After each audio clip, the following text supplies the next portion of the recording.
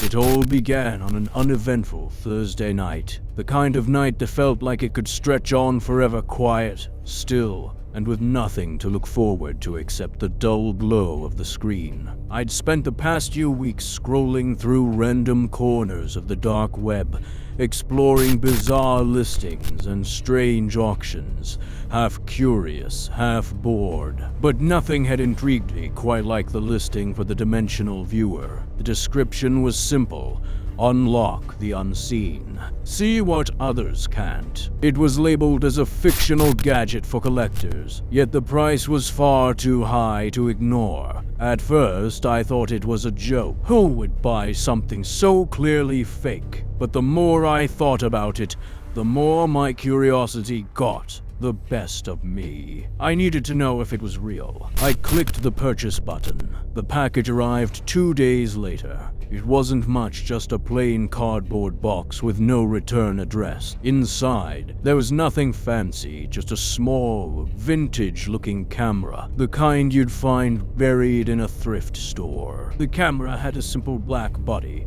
a cracked lens, and a single button on top. There was no manual, no instructions, just a small note that read, "Use at your own risk." I laughed it off. How could a camera possibly show me things from other dimensions? I wasn't sure if I was more disappointed or relieved that it didn't seem dangerous. But then, after sitting around for a while, I decided to try it. The first few minutes were uneventful.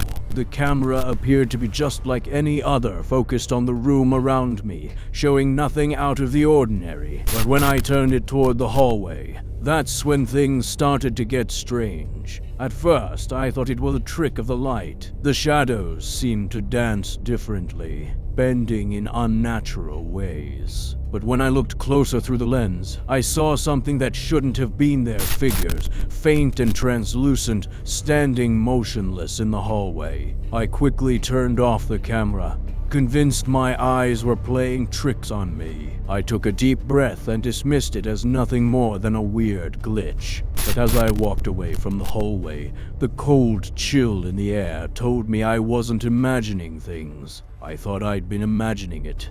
I told myself I'd been too tired, too stressed. But then I started hearing things, whispers, faint as a breeze. I couldn't make out the words, but I could hear them, each one sending shivers down my spine. The whispers were coming from the hallway, from the same place I had seen those figures earlier.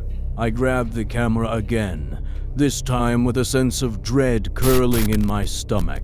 I peered through the lens once more, and there they were, dozens of figures, standing in the same spot, staring back at me. Their faces were pale and distorted, their eyes empty, like they weren't entirely human.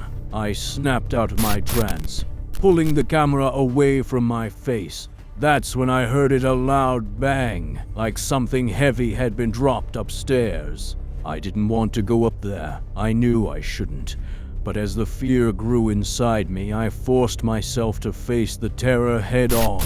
My heart pounded as I climbed the stairs, the sound of my own footsteps loud in my ears. The camera dangled from my hand like a cursed object, and then when I reached the top of the stairs, I saw it. A figure standing in the middle of the hallway. A dark, shapeless form, too tall, too unnatural. My breath caught in my throat. My body froze. I couldn't move. I couldn't scream. It moved closer, and I stumbled backward in a panic. But no matter how far I ran, no matter how fast I turned the corner, the figure was always there watching.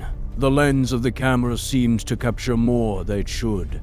More than I was prepared for. The shadows blurred, growing darker, stretching farther than any light should allow. I dropped the camera, terrified of what it had shown me. When I tried to throw it away, to burn it, to destroy it, the camera returned. No matter how many times I tried, it always reappeared in the same spot on my desk. Those figures from the other dimension became stronger. The whispers grew louder, more distinct, as if they were coming from all around me. I didn't know what to do. I felt trapped, like I had opened a door I couldn't close. There was one question that haunted me. What if the gadget wasn't just a fake? What if it was real? And as I write this, I still hear the whispers. The camera sits on my desk, staring at me, waiting for me to use it again. But I'm too scared to touch it, too terrified of what might happen next. You're not alone. The figures are here too, watching you, and they'll be watching me next. If you're fascinated by the idea of unlocking other dimensions, or maybe even the consequences of messing with something you don't fully understand, click here to watch more stories of people who've crossed the line into the unknown. You won't believe what happens next.